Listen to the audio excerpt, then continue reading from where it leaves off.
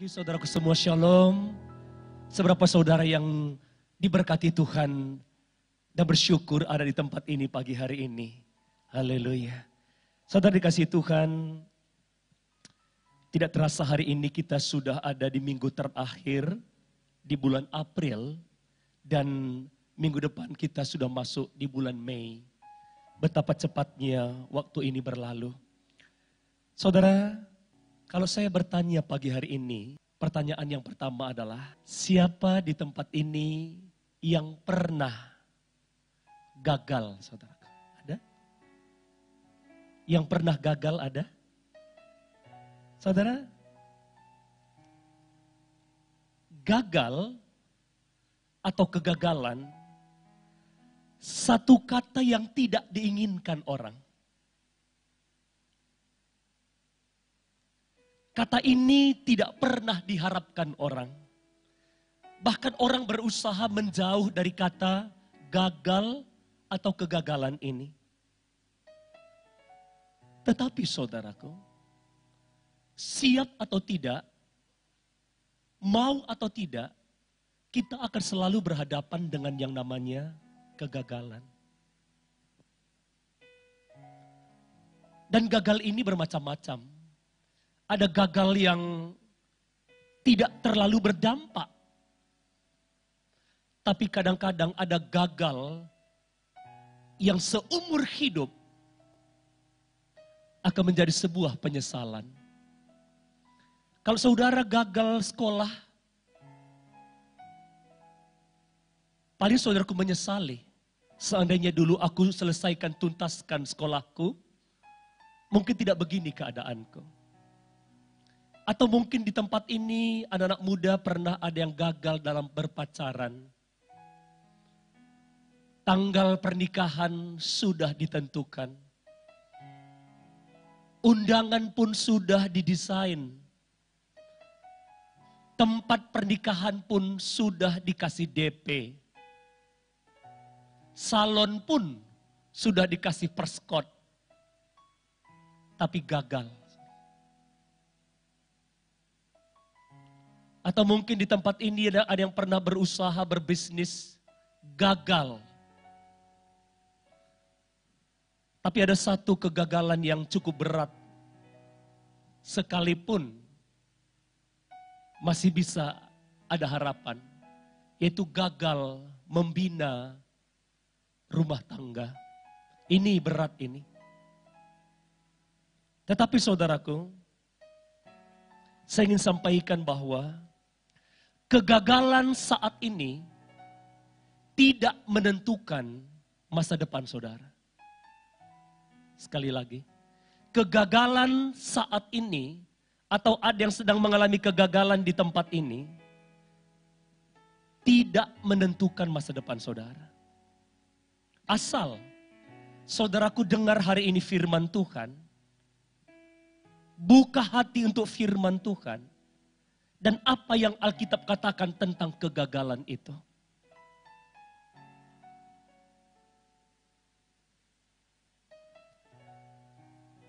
Amsal 24 ayat 16a, mari kita baca bersama-sama. Amsal di layar sudah ada, sambil kita hafal. Amsal 24 ayat 16a. 1, 2, 3.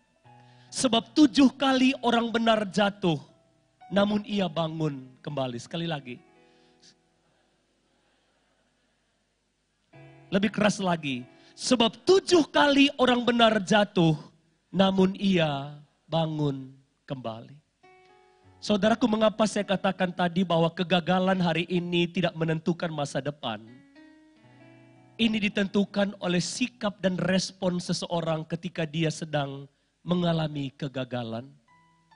Bedanya saudaraku, orang benar, orang yang takut Tuhan, orang yang percaya kepada Yesus, 7 kali dia jatuh, namun dia bangkit kembali. Kata inilah yang menjadi rahasia. Mengapa saya katakan tadi kegagalan yang sedang saudara hadapi tidak menentukan masa depan saudara.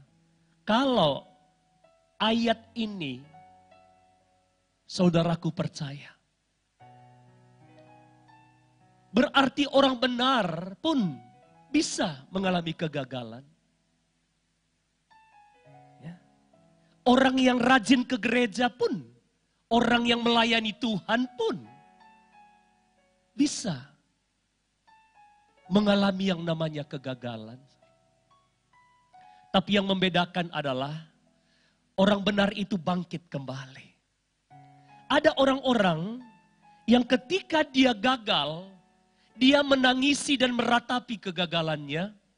Dia mengunci dirinya di kamar, tidak mau ketemu orang, tidak mau makan, dan dia katakan lebih baik aku mati. Orang-orang seperti ini tidak akan pernah bisa mengalami pemulihan dalam kehidupan mereka. Orang yang tidak mau bangkit tidak bisa dipulihkan. Makanya tadi Alkitab katakan orang benar jatuh 7 kali. Namun ia bangkit kembali. Saudara dikasihi Tuhan, hari ini kita akan belajar dari seorang murid Tuhan. Yang pernah gagal. Saudara. Dan dia merasa bersalah dengan kegagalannya. Dia sangat tertekan dengan kegagalannya.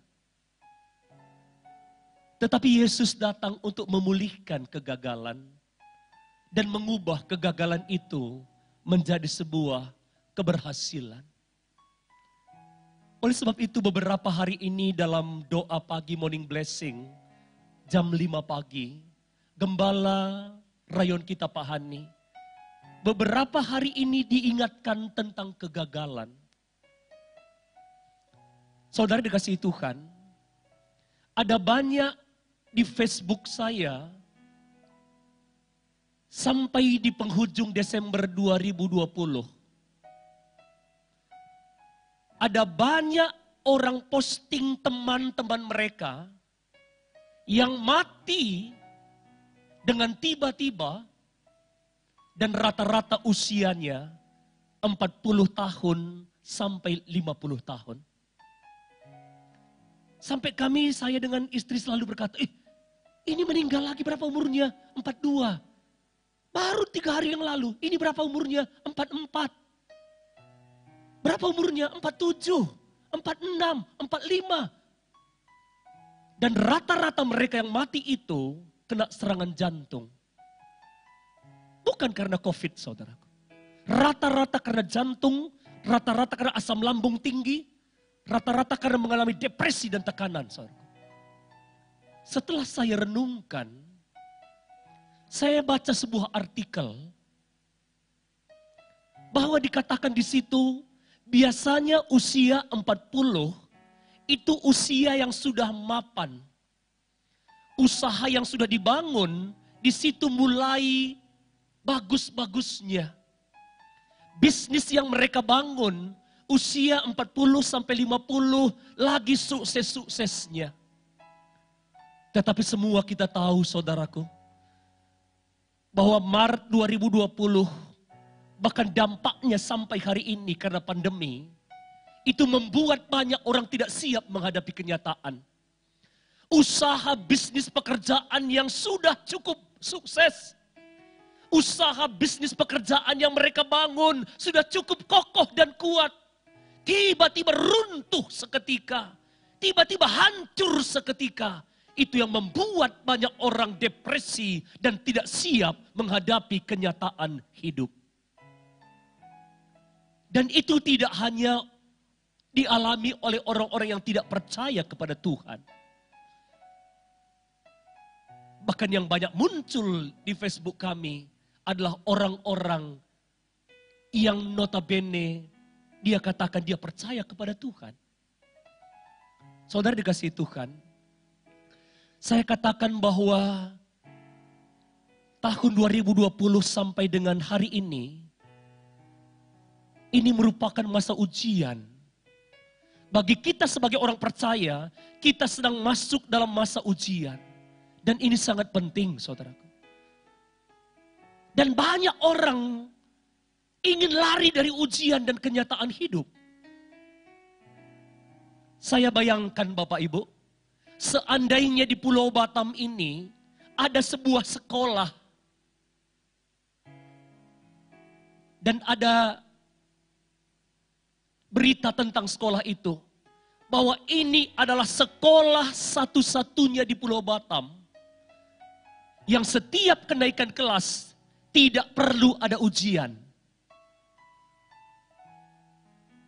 Seandainya ada sekolah di kota ini, setiap kenaikan kelas murid-murid tidak perlu ujian, maka saya yakin sekolah itu akan menjadi sekolah favorit. Sekolah itu akan menjadi sekolah incaran semua orang tua. Sekolah itu akan menjadi sekolah yang paling diinginkan dan diidamkan orang. Sebab tidak perlu bersusah-susah belajar.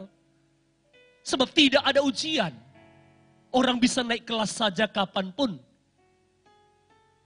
Tapi saya yakin dan percaya, itu akan menjadi sekolah terburuk di kota ini.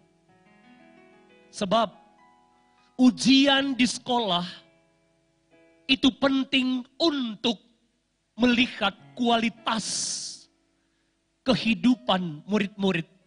Tanpa ujian kita tidak akan pernah tahu mana murid yang belajar, mana murid yang tidak pernah belajar.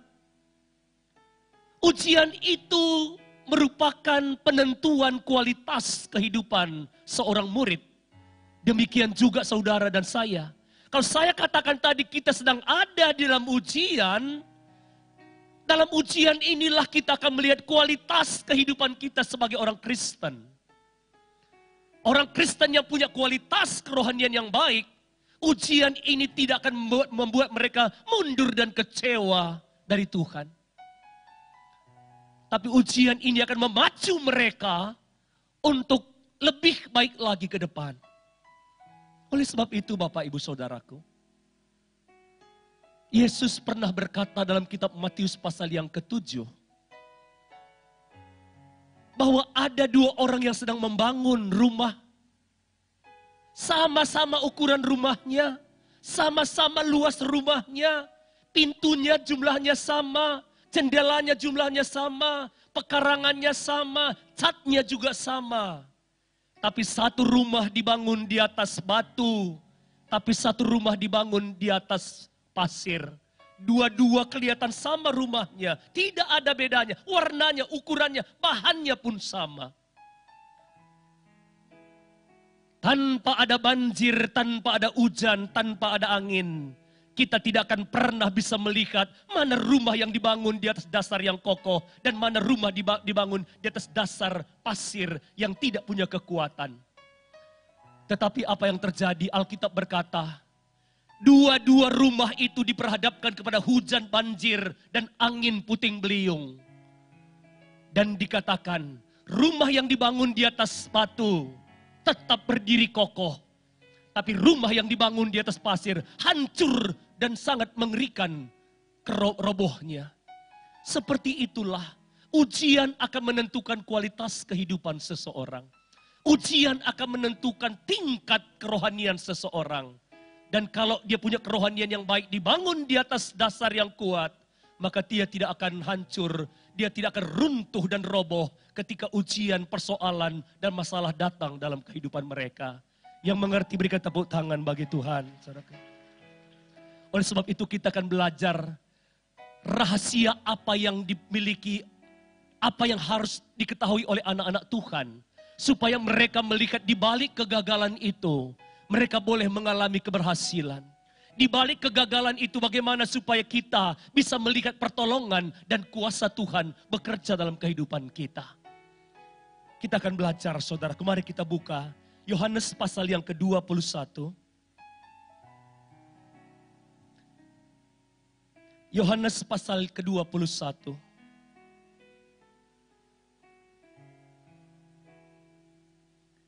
Kita akan baca bersama-sama ayat 1 sampai dengan ayat yang ke-14. Mari kita baca bersama-sama. 1, 2, 3. Yesus menampakkan diri kepada murid-muridnya di pantai Danau Tiberias. Ayat 1. Kemudian Yesus menampakkan diri lagi kepada murid-muridnya di pantai Danau Tiberias dan ia menampakkan diri sebagai berikut. Di pantai itu berkumpul Simon Petrus, Thomas yang disebut Didimus, Nathanael dari Kana yang di Galilea, anak-anak Zebedeus, dan 2 orang muridnya yang lain. Kata Simon Petrus kepada mereka, "Aku pergi menangkap ikan." Kata mereka kepadanya, kami pergi juga dengan engkau." Mereka berangkat lalu naik ke perahu, tetapi malam itu mereka tidak menangkap apa-apa. Ketika hari mulai siang, Yesus berdiri di pantai, akan tetapi murid-murid itu tidak tahu bahwa itu adalah Yesus. Kata Yesus kepada mereka, "Hai anak-anak, adakah kamu mempunyai lauk pauk?" Jawab mereka, "Tidak ada." Maka kata Yesus kepada mereka, "Tebarkanlah jalamu ke sebelah kanan perahu, maka kamu akan peroleh." Lalu mereka menebarkannya, dan mereka tidak dapat menariknya lagi karena banyaknya ikan. Murid-murid yang dikasihi Yesus itu berkata, maka murid yang dikasihi Yesus itu berkata kepada Petrus, "Itu Tuhan." Ketika Petrus mendengar bahwa itu adalah Tuhan, maka ia mengenakan pakaiannya sebab ia tidak berpakaian lalu terjun ke dalam danau. Murid-murid yang lain datang dengan perahu karena mereka tidak jauh dari darat. Hanya kira-kira 200 hasta saja dan mereka menghela jala yang penuh ikan itu. Ketika mereka tiba di darat, mereka melihat api arang dan di atasnya ikan dan roti. Kata Yesus kepada mereka, "Bawalah beberapa ikan yang baru kamu tangkap itu." Simon Petrus naik ke perahu lalu menghela jala itu ke darat. Penuh ikan-ikan besar, 153 ekor banyaknya. Dan sungguh pun sebanyak itu, jala itu tidak koyak. Kata Yesus kepada mereka, "Marilah dan sarapanlah." Tidak ada di antara murid-murid itu yang berani bertanya kepadanya, "Siapakah engkau?" Sebab mereka tahu bahwa ia adalah Tuhan. Yesus maju ke depan, mengambil roti dan memberikannya kepada mereka. Demikian juga ikan itu. Itulah ketiga kalinya Yesus menampakkan diri kepada murid-muridnya sesudah ia bangkit dari antara orang mati. Saudara dikasihi Tuhan, murid-murid ini bukan orang sembarangan, saudara. Alkitab katakan murid-murid itu pergi mencari ikan semalam-malaman. Tidak ada seekor pun ikan dapat. Jangankan ikan besar. Kalau dalam bahasa Ibrani kuno dikatakan simburitsa pun tidak ada. Saudara. Itu ikan yang paling kecil pun tidak ada nempel di jala mereka. Mereka mencari ikan semalam-malaman. Mereka ini bukan orang-orang yang tidak mengerti menangkap ikan. Mereka ini adalah nelayan-nelayan yang punya pengalaman. Mereka ini kakeknya, bapaknya, kakeknya, semuanya penjala ikan. Mereka sudah sangat pengalaman. Dan mereka tahu ikan mana yang paling banyak, di tempat mana yang paling banyak. Mereka sangat hafal Danau Galilea. Mereka sangat tahu Danau Tiberias. Mereka kuasai tempat itu. Mereka tahu di tempat mana yang paling banyak ikan. Mereka tahu di tempat paling mana yang sering banyak mereka tangkap ikan. Dan mereka tahu jam berapa paling tepat untuk menangkap ikan. Tetapi Alkitab berkata, semalam-malaman mereka mencari ikan. 1 ekor ikan pun tidak dapat. Berarti mereka ini mengalami kegagalan total, saudaraku. Udah usaha ini hasilnya nggak dapat. Udah usaha ini kerjakan ini, usahakan itu, lakukan ini, lakukan itu. Tetapi tetap tidak ada hasilnya. Mereka gagal total. Apakah ada di tempat ini saudaraku yang sedang mengalami dan merasa engkau sedang gagal saudaraku? Murid-murid Tuhan Yesus pun pernah gagal. Mereka bukan tidak bekerja, mereka bukan tidak berusaha, mereka bukan duduk-duduk di rumah, Mereka bukan tidur-tiduran di kamar. Mereka melakukan bisnis, mereka melakukan pekerjaan mereka. Tapi hasilnya nol. Dan Alkitab berkata ketika hari mulai siang, mereka pulang dari tempat penjalaan ikan. Hasilnya tidak ada. Biasanya saudaraku, orang yang berusaha, orang yang sudah lakukan segala banyak hal, dan hasilnya tidak ada, tidak mudah mereka tersenyum. Saya temukan saudaraku, orang-orang yang sedang mengalami kegagalan, biasanya sangat sensitif. Kalau saudara berjumpa dengan orang-orang sudah gagal, terus saudara tersenyum kepada mereka, senyuman saudara itu bisa menyinggung perasaan mereka. Biasanya begitu saudaraku. Nggak senyum-senyum kau ya, karena tahu aku lagi susah. Kau senyum-senyum kau di atas penderitaanku. Padahal sebetulnya nggak begitu maksud kita. Tetapi memang biasanya orang-orang yang sedang mengalami kegagalan sangat sensitif. Perhatikan di mana-mana. Kalau ada suami yang sudah di PHK dan berbulan-bulan belum bekerja, dia sudah cari kerja belum dapat kerja, biasanya dia gampang emosi dan gampang marah. Apapun bisa disalahkannya. Sebetulnya bukan itu, masalahnya adalah dia merasa gagal.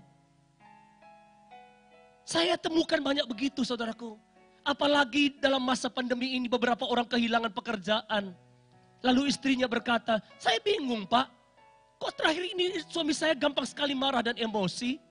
Sedikit saja pun langsung marah, sedikit saja pun langsung emosi. Saya katakan bukan masalah yang sedikit itu. Sumber masalahnya adalah dia merasa gagal. Dia merasa tidak berguna. Orang-orang yang gagal merasa hidupnya tidak berarti. Orang-orang yang sedang gagal merasa hidupnya ini tidak ada gunanya.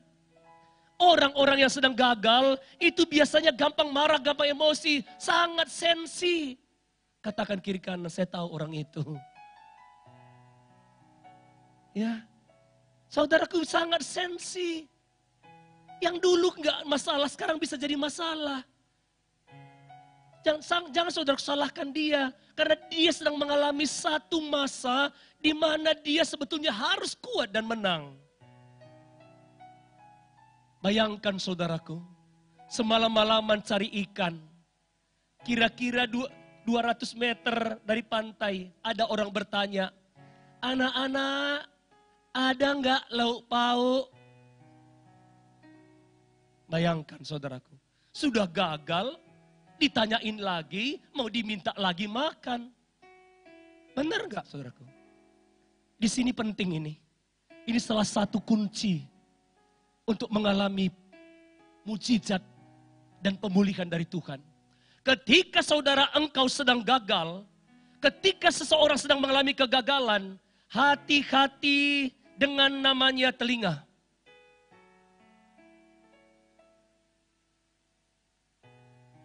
Di sini kuncinya saudaraku. Ditanya, anak-anak kamu punya lauk pauk? Jawabannya pendek, singkat. Tidak ada. Memang tidak ada. Mereka enggak panjang-panjang. Tidak ada. Kok nanya-nanya pagi-pagi begini? Apa maksudnya ini? Apa maksudnya kok dia nanya-nanya mengenai usaha saya? Apa maksudnya kok nanya-nanya mengenai pekerjaan saya? Apa maksudnya ini nanya-nanya mengenai masa depan saya? Mereka tidak panjang. Mereka hanya bilang, tidak ada. Ini saudara, ini penting ini. Ketika saudara sedang mengalami kegagalan atau diperhadapkan kepada kegagalan, jaga telinga dan perkataan saudara. Justru ketika sedang mengalami kegagalan dan kalau ingin melihat mujizat Tuhan, sebaiknya yang perlu perbanyak saudara dengar adalah firman Tuhan. Ada banyak orang ingin dipulihkan, ada banyak orang ingin mengalami mujizat, tapi mereka tidak beribadah, mereka tidak mendengar firman Tuhan, mereka tidak datang mencari Tuhan ke gereja. Dari mana mereka mendapatkan pernyataan Tuhan? Hanya ketika seseorang datang ke rumah Tuhan, ketika seseorang dia buka telinganya, dia datang ke gereja, dia datang ibadah, dia dengar firman Tuhan, disitulah roh Tuhan akan bekerja. Berikan tepuk tangan bagi Tuhan. Tapi ada yang kita lihat. Ketika gagal, ketika ada masalah pergumulan, bukannya cari Tuhan. Tapi mengunci diri di rumah. Nggak mau ketemu dengan orang. Tapi murid-murid ini, mereka dengar. Mereka bilang tidak ada. Mereka jujur. Ada orang saudaraku. Udah gagal nih. Nggak punya apa-apa. Terus ditanya. Kita mau bawa bantuan. Oh enggak. Kita tidak butuh bantuan ya. Cukup kok kita. Ada juga orang begitu. Dia merasa kalau ditolong orang, dia merasa harga dirinya turun. Dia katakan mending tidak makan daripada orang tahu aku susah. Itu orang sombong. Dan ada seperti itu. Dia merasa kalau ditolong orang harga dirinya turun. Lebih baik aku susah. Nanti kalau dia tolong aku, terus nanti ketika aku berhasil, dia ingat-ingatkan itu. Itu orang-orang seperti itu biasanya pikirannya itu banyak pikiran kotor. Banyak negatif pikirannya. Situasi seperti ini, dengar firman Tuhan. Dengar apa yang Tuhan katakan. Saudaraku, dikatakan tadi. Mereka berangkat lalu naik ke perahu. Tetapi malam itu mereka tidak menangkap apa-apa. Gagal total, saudaraku. Capek, letih. Semua daya sudah habis. Tenaga mereka sudah habis. Makanan mereka juga sudah habis. Makanya ketika ditanya mereka bilang tidak ada. Lalu saudaraku dari ujung sana. Ada yang berkata, anak-anak adakah punya lauk pauk? Tidak ada. Ada dua kunci rahasia pagi hari ini. Kalau saudara ingin melihat mujizat Tuhan. Kalau saudara ingin mengalami kuasa dan pertolongan Tuhan. Yang pertama, ketika sedang mengalami kesulitan, tantangan atau kegagalan. Pakai telinga ini untuk dengar firman Tuhan. Cari Tuhan, beribadah, dengarkan khotbah-khotbah yang membangkitkan, dengarkan firman Tuhan yang disampaikan pada saudara. Tidak usah terlalu banyak komentar, dengarkan apa yang menjadi arahan Tuhan. Buka telinga saudara untuk mendengar firman Tuhan. Buka telinga saudara untuk mendengar nasihat hamba-hamba Tuhan. Lalu apa yang dikatakan saudaraku? Ini ajaib. Tadi dikatakan ayat yang ke-6. Maka kata Yesus kepada mereka, tebarkanlah jalamu di sebelah kanan perahu, maka kamu akan peroleh. Bayangkan nih, tepi pantai, hari sudah mulai siang. Yesus berkata, tebarkanlah jalamu ke sebelah kanan perahu. Kalau mereka pakai daging mereka, loh, ini ngomong apa ini sama kita? Kok ngomong gitu ya? Jangan-jangan dia sedang mengejek kita. Karena hari sudah mulai siang. Bukan waktu yang tepat untuk menangkap ikan. Lagi pula di pinggir pantai, tidak mungkin ada ikan besar. Tapi pantai bukan tempat yang baik untuk menangkap ikan. Sudah siang, tepi pantai, disuruh nebarkan jala. Dan arahannya jelas, ke sebelah kanan perahu. Coba saudaraku, kalau mereka emosi. Hai anak-anak, tebarkanlah jalamu ke sebelah kanan perahu. Bisa saja mereka ngomong, siapa itu kok ngejek-ngejek kita ini? Kayaknya dia tahu kalau kita nggak dapat ikan. Waktu dia bilang, tebarkan jalamu sebelah kanan perahu. Kalau saudara di atas perahu itu mungkin berkata, emangnya ke kiri nggak bisa? Benar nggak saudaraku? Kan perahu itu kecil, kanan kiri apa bedanya? Tapi mereka apa? Lakukan. sekalipun gak masuk akal, sekalipun tidak mungkin, tapi mereka taat melakukan apa yang mereka dengar. Dan apa yang terjadi? Alkitab berkata, mereka menangkap 153 ekor ikan besar-besar. Yesus mengubah kegagalan menjadi keberhasilan. Rahasianya apa? Dengar firman Tuhan, lakukan apa yang diperintahkan Tuhan. Sekalipun gak masuk akal, sekalipun rasanya tidak mungkin, tapi mujizat terjadi ketika seseorang melakukan firman Tuhan. Ada banyak orang sampai hari ini sudah dikatakan ampuni orang yang bersalah kepadamu. Gak bisa Pak Pendeta, terlalu sakit di sini. Terlalu sakit di sini Pak, gak bisa. Itulah dengar firman tapi tidak melakukan. Dengar firman lakukan, maka ia akan seperti rumah yang dibangun di atas batu. Yesus berkata, barang siapa yang mendengarkan perkataanku dan melakukannya, ia sama seperti orang yang membangun rumahnya di atas batu. Ketika datang angin, hujan, badai, rumah itu tetap kokoh. Dan hari ini, Tuhan sudah berikan rahasia bagi kita. Kalau ingin melihat mujizat Tuhan di tengah-tengah kegagalan, kalau ingin melihat pertolongan Tuhan di tengah-tengah kesulitan, kesusahan yang sedang kita hadapi, yang perlu kita lakukan, dengar firman Tuhan, cari Tuhan, datang beribadah, sungguh-sungguh dengan Tuhan. Ketika dengar firman Tuhan, lakukan itu. Tuhan tidak pernah bekerja setengah-setengah. Saya percaya sekali orang-orang yang datang beribadah ke rumah Tuhan, engkau punya potensi untuk melihat Tuhan mengubah kegagalanmu, Tuhan mengubah susahmu menjadi keberhasilan dan keberuntungan dalam hidupmu. Seberapa saudara yang siap mengalami itu? Mari sama-sama kita bangkit berdiri.